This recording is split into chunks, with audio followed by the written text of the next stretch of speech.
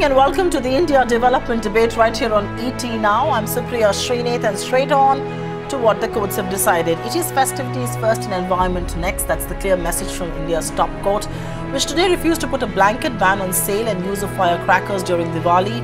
The apex court has however put some riders in view of the worsening air quality, limiting the use of firecrackers between 8 and 10 p.m. during Diwali day. There are strict curbs on the noise levels as well, while e-commerce portals like Amazon and Flipkart have been barred from selling firecrackers. In the national capital region, which is struggling to breathe, crackers will be allowed only in designated areas. The top court says there is a need to strike a balance between the right to breathe and the right to carry out one's own profession. The ruling has evoked misreactions, with environmentalists crying foul and traders heaving a sigh of relief. The top court's refusal to enforce a all-out ban on firecrackers and what it means for the environment, and has this make the right wingers happy, is the big topic of discussion and debate right here on the India Development Debate this evening. Let's take this across to Dr. Sumit Sharma, Director, Earth Science and Climate Change, TERI, Mr. Gopal Shankar Narayanan, Advocate, Supreme Court, and Mr. Suman C. Raman, Political Analyst. So thanks each one of you for joining us. If I may begin with you, Mr. Gopal Shankar Narayanan, the Supreme Court's decision to regulate and reduce but not completely ban firecrackers has obviously evoked a big debate. Many people believe the court's decision is in light with a lot of rant from people who thought a blanket ban was going to impact their religious customs, Hindu festivities and all of that. But do you believe this is a more nuanced approach will work, or is this perhaps more pragmatic call that the courts have taken, even though it may have let down the environmentalists at one level? Mr. Gopal Shankar Narayanan. Yes. Thank you for having me on the show. Let me just clarify a few things, because I think many people haven't read actually what the judgment itself has said and what was pronounced in the morning. The first two directions of the Supreme Court are unequivocal. It makes it clear that any high emission pollution causing fireworks, the manufacture and sale are hereby banned. So every single firework which exists in the country today is banned. They cannot be sold. The manufacture is also stopped.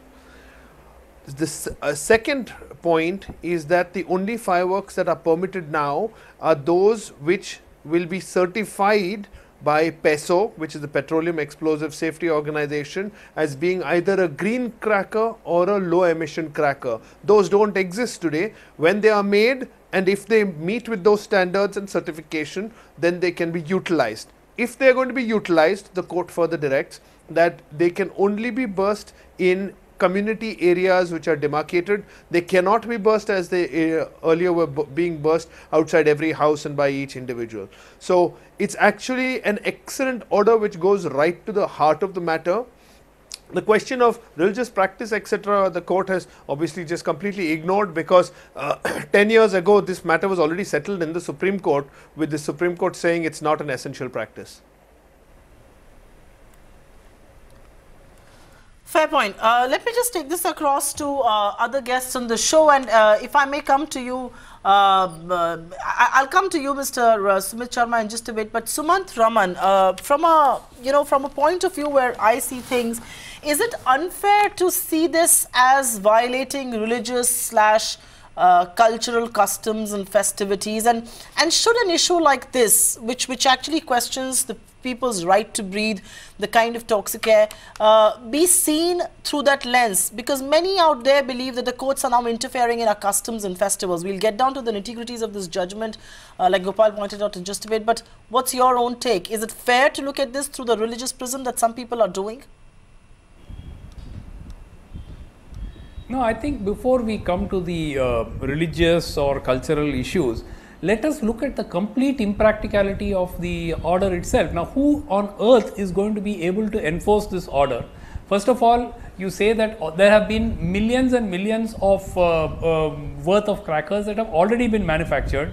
Now, who is going to compensate those people, the firecracker manufacturers, for the losses? Because there was the ban earlier was restricted to Delhi, and many other states allowed the sale of firecrackers. I come from the state of Tamil Nadu, where it provides employment to lakhs and lakhs of people, and if you need to move away from it, you need to do it in a phased manner. I agree that crackers emission levels should be regulated. I agree we need to look at green crackers where the decibel levels are lower and so on. There is no dispute on that. The point is, how are you going to enforce all of this right away? Now, Diwali is less than 2 weeks away. The crackers have already, in some cases, some of the retail shops have already opened.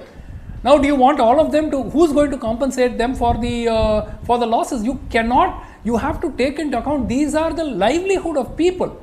And I'm sure what is going to happen in all likelihood is, state governments are just going to look the other way, like they have on a multitude of orders. For instance, what the Karnataka government did on the Kaveri verdict, or what is happening recently on Sabarimala, what happened on Mullaperiyar. So I think that eventually, when orders are passed, the practicality of that also has to be kept in mind. And I feel, and let's come to this 8 p.m. to 10 p.m. On what basis was it arrived that it is that 8 p.m. to 10 p.m.? Large parts of South India, Diwali is celebrated in the morning. Now, are you going to say that the northern celebration of Diwali is actually... Suman, let me come in there. I know that is a... Yes. No. I don't think, one second. Suman, please listen to me. I don't think that's the idea. I don't think anybody says the North Diwali is superior than the South Diwali. But that's a valid point, and that's a point of discussion that I want to have and bring the whole tyranny of distance account into this. But if I can quickly ask you, Dr. Sharma, a lot of people believe that by this judgment, and we'll talk on livelihoods and the impact that it's going to have on existing stocks, and, has that part been completely ignored with Gopal in just a bit. But if I may ask you, the Central Pollution Control Board under the Ministry of Environment had pleaded before the Supreme Court for complete ban. Last year also the CPEC and Delhi Police, both working under Government of India, had submitted an affidavit demanding cracker ban. In some sense, has the court let the Green Brigade down?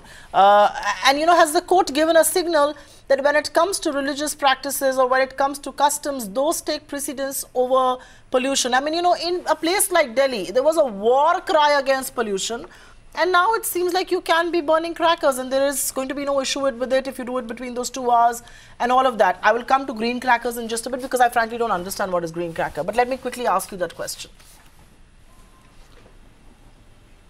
So, from Terry, we have a mixed bag of reactions here. As an institute working on air quality management and its control all across the country, we feel a bit happy that, there are some restrictions, some regulations put on burning of crackers. But then on the other side, we are really worried how these regulations or controls are going to be enforced, as told by my fellow speakers.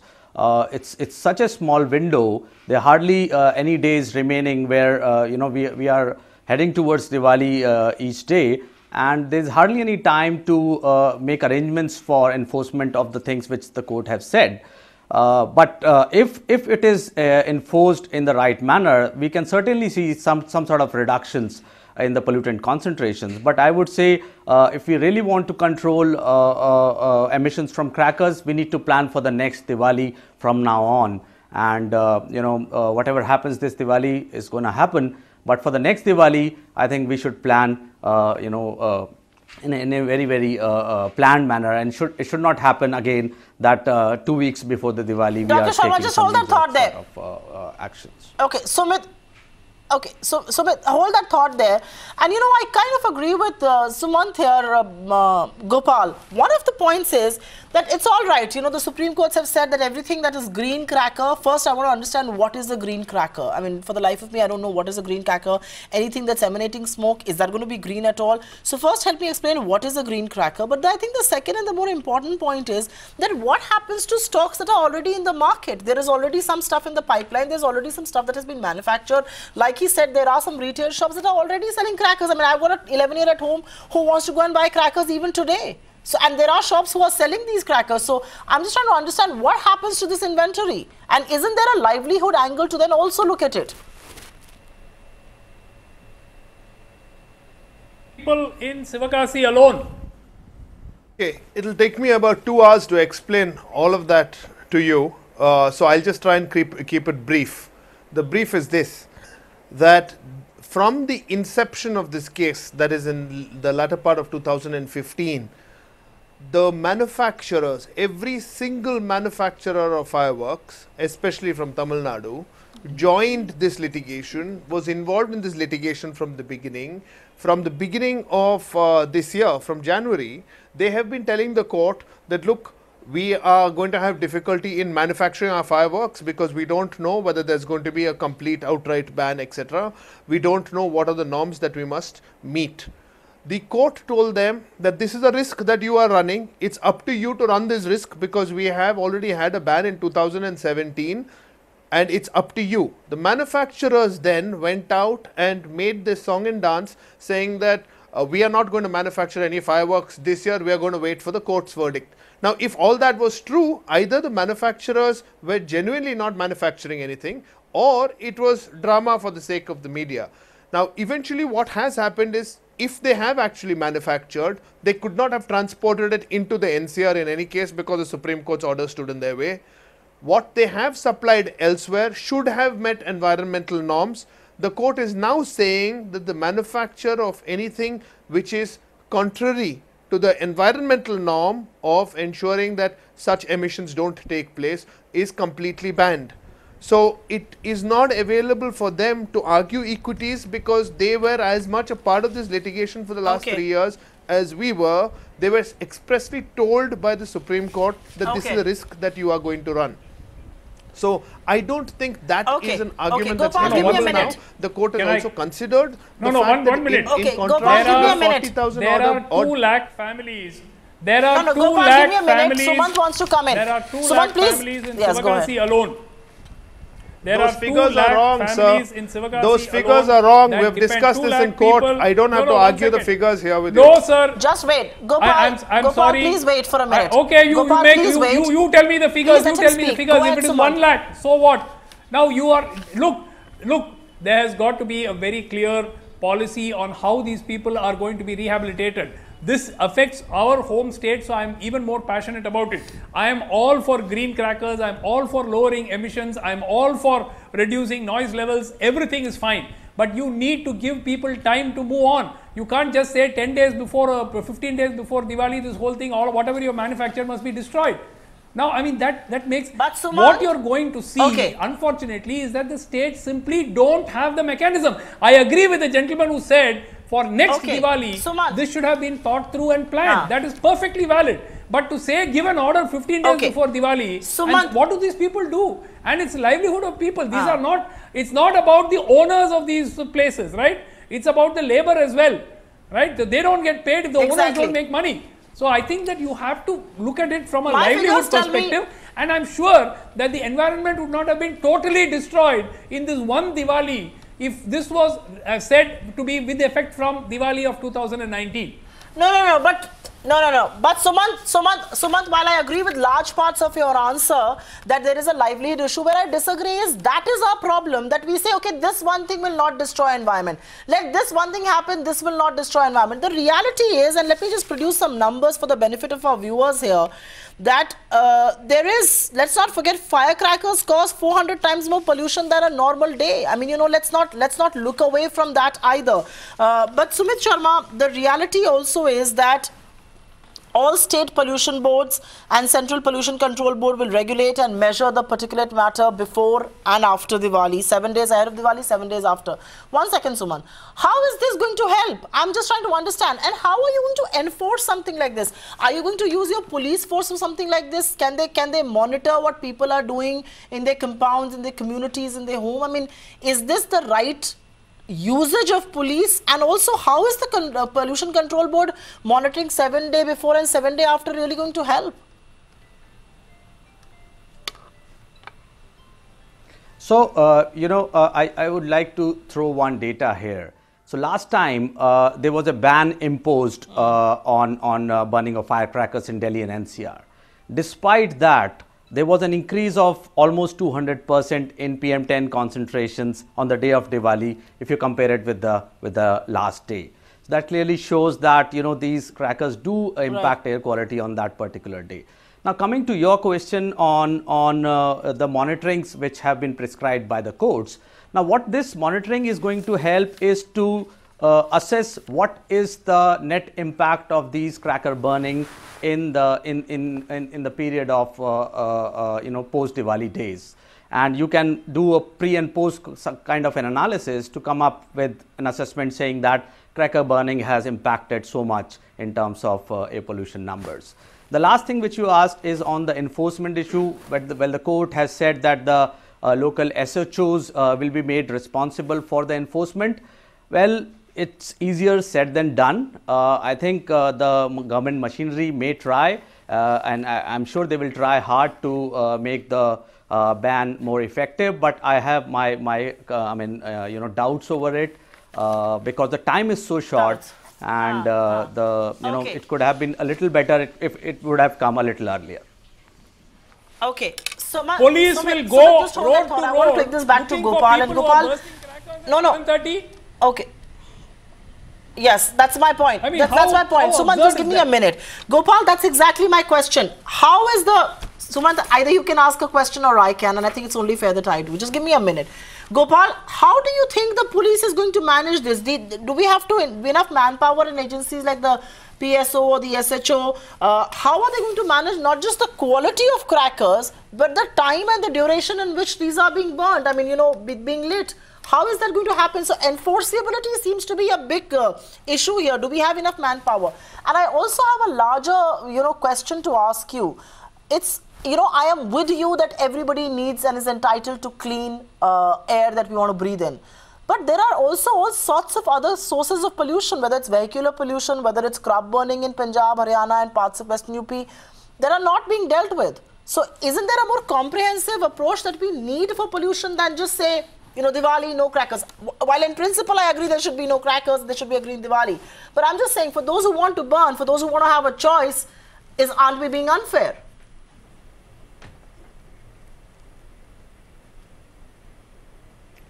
Yeah, so there are two parts to this question, and I'll answer the second one first.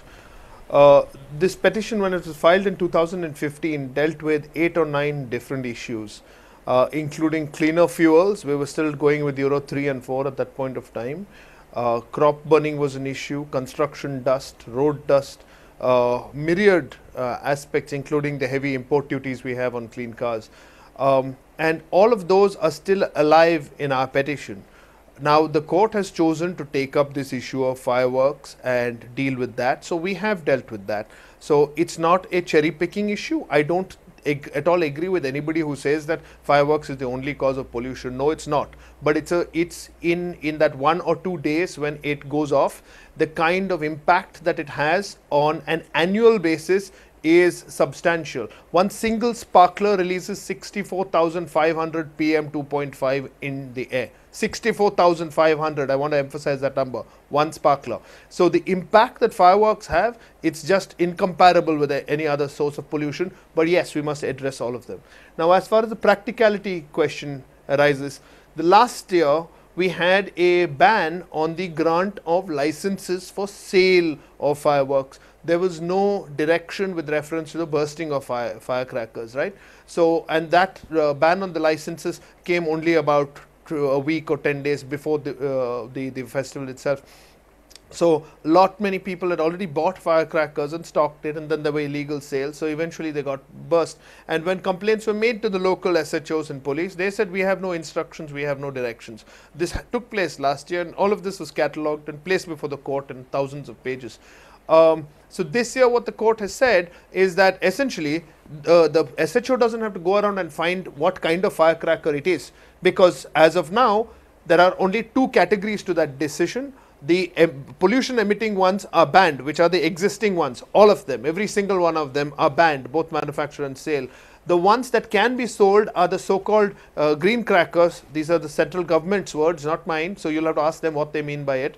And low emission fireworks, both of which don't exist today but can be permitted if the PESO gives permission. So the SHO really has to sit back and wait to see if the PESO has given permission on any other firework. Okay. Therefore, he just has to step in the minute. I beg your pardon? Okay.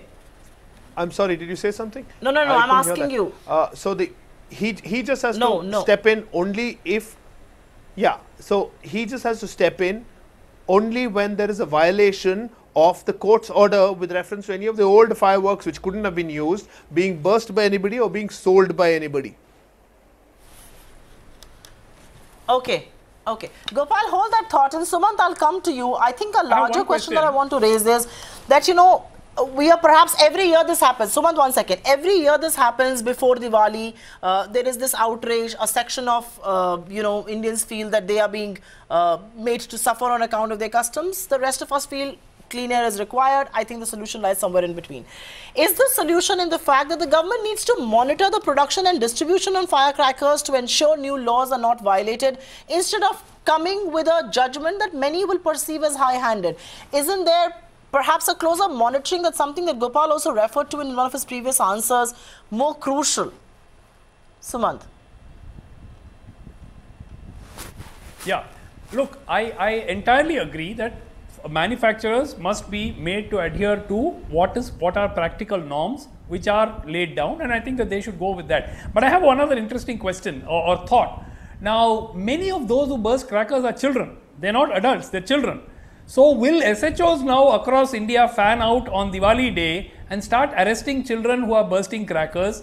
Are they then sent to jail, or will they be put in remand homes, juvenile remand homes? Do we have capacity in remand homes for lakhs of children or thousands of children who may potentially need to be put there? I mean, without thinking of all these things, what do you want the SHOs to do? The SHOs have their hands full with dealing with major issues. I mean, on Diwali day, they have their hands full. Now, if you're going to ask them to go around street to street, literally street to street, right? Because crackers are burst everywhere. So you go road to road, picking up who? Children? I mean, just look at the complete impracticality of this whole thing. That is why this order, forget about what happens this year, from next year, at the point of manufacture, it should be tackled.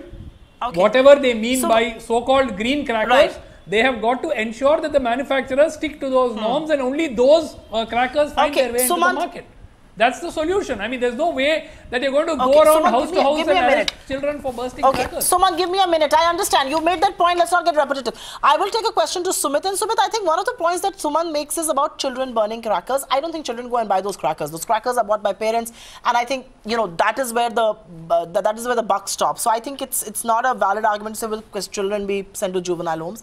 But the larger question also is that children need to be sensitized. I mean, why can this sensitization, why can this intervention not happen strictly at school levels? You know, when someone has a choice, to be denied a choice is one part of the law.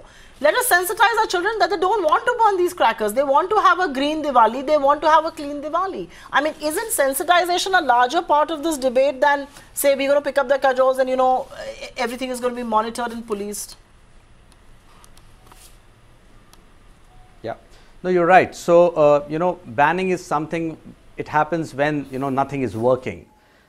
If we would have sensitized, you know, children, and then they sensitize their parents, and then everyone, the whole society comes up with a thought that let's celebrate this Diwali without crackers, with fun, with other things, with sweets, with worshipping, then I think the solution, you know, the solution is right there. And this is what is not happening. We had this no cracker campaign run by Delhi a few years back. I think it started off very well with a lot of support from school children, but it sort of, you know, lost its steam over the years. I think these kind of things need to be pushed further, because what we need is the, you know, broader change in the society, the mindset. Okay, Sumit, I'm sorry, I'll have to come in there. I'm sorry, I'll have to cut you short there. I have time for one final question. I'm running really low on this show. 1 second, please. Gopal, a quick final word to you, and this really comes in from popular demand within the house. Is there a tyranny of distance of sorts as far as this verdict is concerned? Because many people believe there are parts of India that celebrate Diwali early in the morning. They have nothing to do between 8 to 10 p.m. So why make it, you know, why make a timing that's not relevant for parts of the country that are going to celebrate Diwali?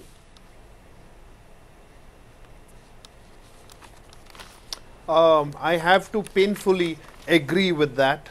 because it was not an argument made in court regarding the timings being only in the evening, etc. I think there should have been a consideration, and there was a submission I think made by one of the lawyers who said that we celebrate our firecrackers in the morning, particularly in Tamil Nadu. The state of Tamil Nadu was a party in this litigation because they wanted to protect their own. So yes, they should have considered that, and I think there has been a flaw with reference to that timing issue. However, I must point out that the court took pains to ensure that these are not timings restricted only to Diwali. It's, if you read the direction, it's a timing with reference to all festivals. Now, yes, they perhaps should have considered the fact that one of these festivals is has bursting of firecrackers in the morning, which they have overlooked. Fair point. Okay. Okay. On that note, I think it's a fair point that the Supreme Court has taken into cognizance Christmas, weddings, New Year, and all of that, New Year's Eve and all of that. But on that note, completely out of time here, we do wish Diwali is going to be a safe, green festival.